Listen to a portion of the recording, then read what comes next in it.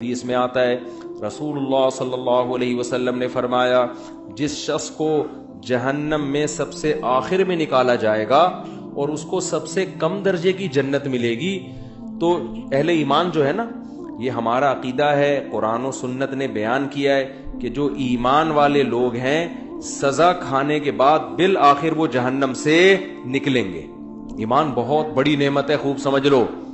انسان عمل میں کتنا ہی خراب کیوں نہ ہو، لیکن جب تک وہ مومن ہے، ایک اللہ کا قائل، پیغمبر صلی اللہ علیہ وسلم کی ختم نبوت کا قائل، اسلام کو برحق سمجھتا ہے اور کلمے کو مانتا ہے، تو کیسا ہی برا عمل کرے سزا کھانے کے بعد بالآخر جہنم سے نکلے گا۔ اس پہ اللہ رسول نے بہت واضح طور پہ بتا دیا ہے کیوں نکلے گا۔ یہ بھی حدیث میں آتا ہے، حدیث میں آتا ہے کہ جب گناہگار مسلمان جنہوں نے زنا کیا، نمازیں چھوڑی، شرابیں پی، جب جہنم میں جلیں گے نا طویل عرصے تک، تو کافر ان سے کہے گا کہ تمہارے ایمان نے، تمہارے مسلمان ہونے نے تمہیں کوئی فائدہ نہیں پہنچایا، تم تو ہماری طرح ہی ہو، ہم بھی جل رہے ہیں تم بھی جل رہے ہو، تو ہم تو غیر مسلم تھے تم مسلم ہو، تو تمہارے مسلم ہونے کا شناختی کارڈ میں بس تم نے مسلمان لکھوا لیا تھا، تو فائدہ کیا ہوا؟ تم بھی وہی ہم بھی وہی، تو تم خدا کو مانتے تھے، اس سے تمہیں ملا کیا؟ نبی صلی اللہ علیہ وسلم نے فرمایا جب کافر مسلمان کو یہ طعنہ دے گا اللہ کو غیرت آئے گی، غضب آئے گا، اور اللہ کہے گا یہ کیسے ہو سکتا ہے کہ جو مجھے مانتے تھے، جو میرے حبیب صلی اللہ علیہ وسلم پر اور پیغمبروں پر ایمان رکھتے تھے، جو موسیٰ کو اللہ کا نبی مانتے، عیسیٰ کو اللہ کا نبی مانتے، ابراہیم کو اللہ کا خلیل مانتے، آدم کو اللہ کا نبی مانتے، محمد صلی اللہ علیہ وسلم کو اللہ کا نبی مانتے، قرآن کو میرا کلام مانتے، جو مانتے تھے نماز پڑھنی چاہیے پڑھتے نہیں تھے، جو مانتے تھے شراب نہیں پینی چاہیے پی رہے تھے، لیکن مانتے تھے پینی نہیں چاہیے، اس کو اچھا نہیں قرار دیتے تھے۔ ایمان کسے کہتے ہیں؟ برائی کو برائی سمجھو آپ۔ جو مانتے تھے بھائی نشہ نہیں کرنا چاہیے، کرتے تھے، گناہگار سمجھتے تھے اپنے آپ کو، جو بد نظری کرتے تھے لیکن وہ مانتے تھے کہ یہ اچھا کام نہیں ہے۔ کافر کسے کہتے ہیں پتہ ہے؟ برائی کرتا ہے اور کہتے ہیں اس میں حرج کیا ہے، اس کو کافر کہتے ہیں۔ شراب پیتا ہے، بولتا ہے بھائی میں پیتا ہوں، تیرے کو کیا تکلیف ہے؟ پیتا ہوں تو کیا ہے، اس میں کیا خرابی ہے؟ یہ تو مولویوں نے بولا ہوا ہے کہ نہیں پیو نہیں پیو، اسے کیا کہتے ہیں؟ یہ مسلمان ہے کافر ہے؟ بول لو نا یار، کیا ہو گیا یار؟ گناہ کو حلال سمجھ کے کرنا، گناہ کو برا سمجھ کے نہ کرنا، یہ عمل کیا کہلاتا ہے؟ کفر۔ ماں باپ کو اولڈ ہاؤس میں جمع کرا دیا، جیسے ہوتا ہے باہر ملکوں میں، بوڑھا ہو گیا ابا چل بھائی تو ایدی سینٹر میں جا یار، ان سے بولو یار یہ غلط ہے نہیں کرو، تو کہہ رہے ہیں کیا اس میں یار، وہ وہاں زیادہ اچھی کیئر ہو رہی ہے اس کی، تو اس میں کیا ہے؟ باپ سے بدتمیزی سے بات کر رہا ہے، اسے بولو بھائی، آج کسی کو بولو، کہہ رہے کیا ہے میرا باپ ہے تجھے کیا تکلیف ہے؟ اس کا مطلب یہ برائی کو کیا کر رہا ہے؟ اچھا سمجھ کے کر رہا ہے۔ اور ایک وہ ہوتا ہے کہ اس کو کافر کہتے ہیں، ایک وہ ہوتا ہے جب آپ ہندوؤں میں بیان کرو کہ گرل فرینڈ مت بناؤ، کہنے کیوں نہیں بنایا بھائی، کیا ہے گرل فرینڈ میں، کیا خرابی ہے؟ تو برائی کو وہ کیا سمجھ رہے ہیں؟ اس کو برائی نہیں سمجھتے۔ مسلمان نے گرل فرینڈ رکھی ہوئی ہے، اس کو بولیں گے بھائی یہ حرام ہے، تو اس کو تھوڑا سا ندامت کا احساس ہوگا، یار کام میں کیا کر رہا ہوں، غلط۔ نکاح پیغمبروں کی سنت ہے، گرل فرینڈ رکھنا یہ کافروں کی سنت ہے، زنا کرنا یہ گندا عمل ہے، یہ پاکیزہ عمل نہیں ہے۔ نبی صلی اللہ علیہ وسلم نے معراج کی رات میں کچھ لوگوں کو دیکھا، ننگے مرد اور ننگی عورتیں آگ میں جل رہے ہیں، اور شعلے اوپر جاتے ہیں تو وہ ننگے جسموں کے ساتھ اوپر جاتے ہیں۔ آپ نے جبریل سے پوچھا یہ کون لوگ ہیں؟ تو جبریل نے کہا یہ آپ کی امت کے زنا کرنے والے مرد اور زنا کرنے والی عورتیں، دونوں کو برہنہ کر کے اللہ نے ایک ساتھ آگ میں پھینک دیا ہے۔ جس عورت کے ساتھ زنا کیا اس عورت کو بھی اسی آگ میں برہنہ کر کے، اور جس نے زنا کیا اس کو بھی اللہ اسی آگ میں ڈالے گا، زنا جس نے زنا کیا۔ سمجھ رہے ہو کہ نہیں سمجھ رہے؟ تو مسلمان گناہ کرتا ہے لیکن اس پہ اس کو ندامت کہ غلط کر رہا ہوں میں، تو اس گناہ کی سزا یہ اس کو ملے گی۔ لیکن اگر توبہ نہ کی، اس نے توبہ کر لی تو اللہ معاف کرنے والا ہے۔ توبہ کیے بغیر، سچی توبہ کیے بغیر اگر چلا گیا دنیا سے، تو قرآن نے جو اصول اور ضابطہ بیان کیا اس کو سزا ملے گی۔ اب یہ بھی اسی آگ میں جلے گا، کافر بھی جلے گا۔ تو حدیث میں آتا ہے کافر ایک دن اس کو طعنہ دے گا اور کہے گا کہ تمہیں تمہارے ایمان نے کوئی فائدہ نہیں پہنچایا، تم اللہ کو مانتے تھے، ہم پتھروں کے بنے ہوئے بتوں کو مانتے تھے، تو کیا فائدہ ہوا؟ تم بھی ہماری طرح جل رہے ہو اور ہم بھی تمہاری طرح۔ تو اللہ کو غضب آئے گا، اللہ کو غیرت آئے گی کہ میرے ماننے والے جو برائی کو برائی سمجھا کرتے تھے اور مجھ سے توبہ استغفار کیا کرتے تھے، ان کو میں کیسے ان لوگوں کے برابر چھوڑ دوں جو میرا انکار کیا کرتے تھے؟ حدیث میں آتا ہے اللہ تعالیٰ فرشتوں سے کہیں گے کہ جس نے زندگی میں کبھی کوئی نیکی کی ہو اس کو جہنم سے نکال دو. بہت بڑی تعداد جہنم سے نکلے گی. پھر اللہ کہیں گے اب ایسا کرو، سفارشیں شروع ہوں گی. سفارشیں پیغمبر صلی اللہ علیہ وسلم شفاعت کریں گے. اللہ نبی صلی اللہ علیہ وسلم کی شفاعت کی برکت سے بہت سارے مسلمانوں کو جہنم سے نکالیں گے. پھر رشتہ دار سفارش کریں گے. آپ کا کوئی بیٹا عالم ہو، حافظ ہو، شہید ہے، کوئی آپ کا دوست ہے، جیسے دنیا میں یاد کرتے ہیں نا، نادرا کی لائن میں لگے ہوئے اندر کوئی تعلق والا نظر آ گیا، آنکھ ماری یار، وہ آ جاتا ہے، وہ بھی آنکھ مارتا ہے.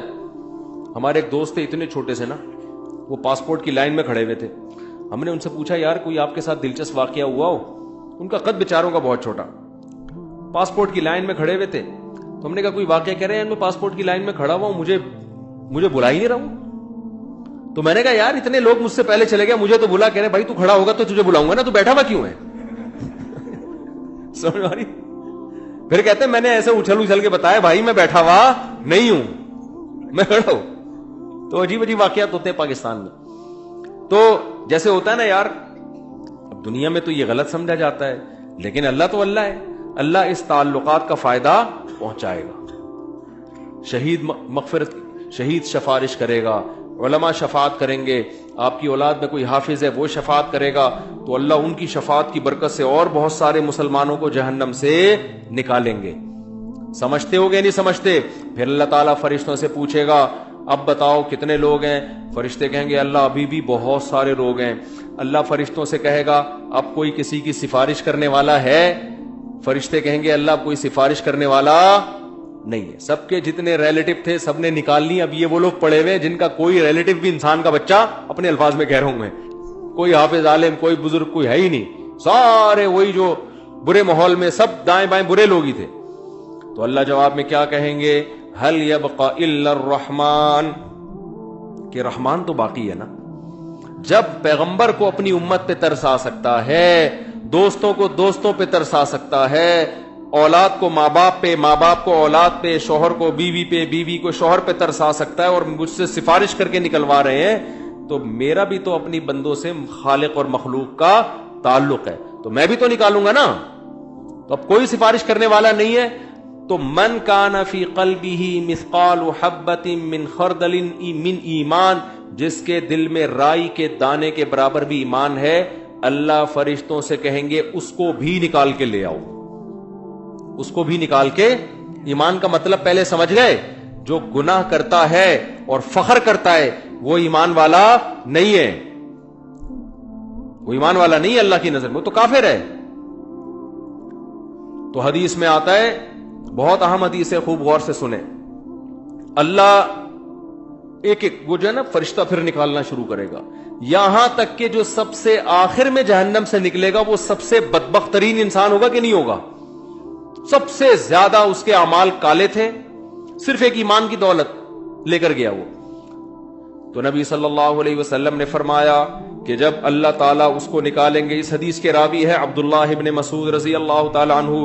حضرت عبداللہ بن مسعود کا حلقہ کوفہ میں لگا ہوا ہے، شاگرد بیٹھے ہوئے ہیں، حضرت عبداللہ بن مسعود ان کو یہ حدیث سنا رہے ہیں کہ اللہ تعالیٰ جب اس کو آخری فرد کو نکالیں گے نا، سب سے لاسٹ میں نکلے گا وہ، پتہ نہیں کیا ہوگا وہ، آپ خود سوچ لو.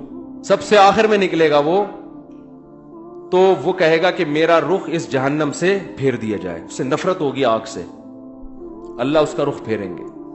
پھر اللہ اس سے کہیں گے بتا تو کیا چاہتا ہے، بتا تو کیا چاہتا ہے. حدیث میں آتا ہے کہ جس طرف رخ کرے گا نا اس طرف جنت ہوگی.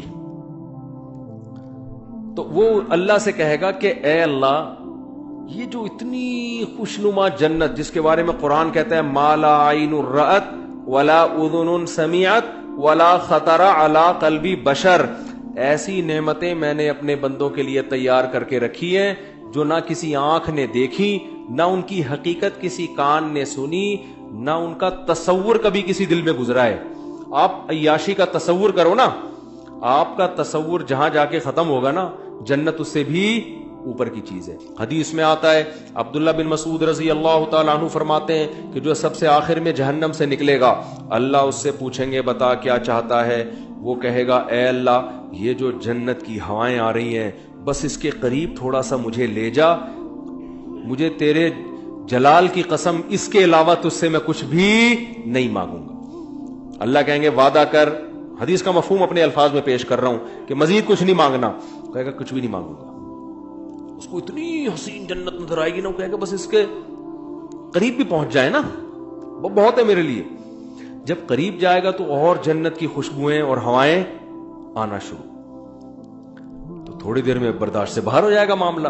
پھر وہ اللہ سے کہے گا اے اللہ یہ جو دروازہ ہے نا جنت کا بس یہاں تک پہنچا دے. اللہ کہے گا تو نے مجھ سے وعدہ کیا تھا مزید کچھ نہیں مانگوں گا. کہے گا اللہ میں نے وعدہ تو کیا تھا بس یہ میرا سچی مچی کا وعدہ ہے, یہاں تک پہنچا دے, اس کے بعد میں تجھ سے کچھ بھی نہیں. یا غالباً حدیث میں آتا ہے ایک درخت اللہ جنت کا لگائیں گے باہر, درخت ہوگا جنت کا, کہے گا اس درخت میں پہنچا دے, اتنا حسین خوبصورت درخت ہوگا وہ. حدیث میں آتا ہے اللہ یہ بات جانتے ہوں گے کہ یہ معذور ہے, حالانکہ اللہ سے معاہدہ کر کے توڑنا کتنا بڑا جرم ہے نا, لیکن اللہ کو پتا ہوگا میں نے اتنا حسین درخت جنت کے قریب لگایا ہے کہ یہ شخص کوئی بھی ہوتا نا, کتنا نیک سے نیک آدمی ہوتا جس نے زندگی میں کبھی معاہدہ نہیں توڑا, آج وہ بھی معاہدہ توڑ دیتا. اس میں اٹریکشن اتنی ہے. تو ایک درخت جب وہ وہاں پہنچے گا اب جنت کے بالکل قریب ہو گیا, اب وہاں سے جنت کی ہوائیں آ رہی ہیں, مشک و عنبر کی ہوائیں آ رہی ہیں. وہ کہے گا تھوڑی دیر تو برداشت کرے گا, اس کے بعد کہے گا اے اللہ بس تو مجھے اس کے دروازے تک پہنچا دے, میرا پکا اور سچا وعدہ, اس کے بعد میں تجھ سے کچھ بھی نہیں مانگوں. اللہ کہیں گے تو نے تو وعدہ کیا تھا مجھ سے. وہ کہے گا مجھے اچھی طرح یاد ہے میں نے وعدہ کیا تھا. وعدہ خلافی کرنا بہت بڑا گناہ ہے, اور اللہ سے وعدہ کر کے جھوٹ بولنا تو بہت بڑا گناہ ہے. بس ایک دفعہ ہے بھائی اس کے بعد کبھی نہیں مانگوں گا. حدیث میں آتا ہے اللہ جانتے ہوں گے کہ یہ معذور ہے, کوئی بھی اس کی جگہ ہوتا تو جنت میں اٹریکشن اتنی ہے, دروازے پہ پہنچ جائے گا, اب تو اور قریب ہو گیا نا. تو وہ کہے گا اے اللہ اندر داخل کر دے, پکا وعدہ, اس کے بعد میں تجھ سے کچھ بھی بولو نہیں مانگوں گا.